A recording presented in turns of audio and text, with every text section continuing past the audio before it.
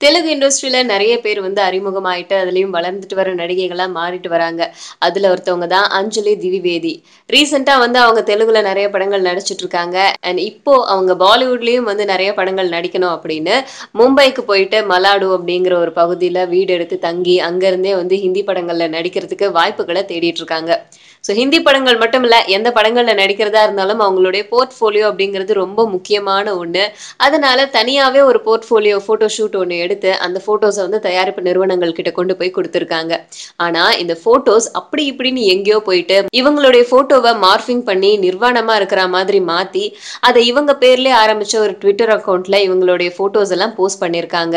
And இந்த விஷயத்த கேள்விப்பட்ட அஞ்சலி, போலீஸ் ஸ்டேஷன்ல நேரடியா போயிட்டு புகார் குடுத்திருக்காங்க. சோ இத விசாரிச்ச போலீஸ்காரங்க என்ன பண்ணிருக்காங்கன்னாக்கா, இந்த அக்கவுண்ட்ட யார் ஓப்பன் பண்ணா அப்படிங்கிறத தீவிரமா தேடிட்டு இருக்காங்க. அக்கவுண்ட்டையும் க்ளோஸ் பண்ணியிருக்காங்க. இந்த விஷயம் அஞ்சலிய ரொம்ப பாதிச்சிருக்கு.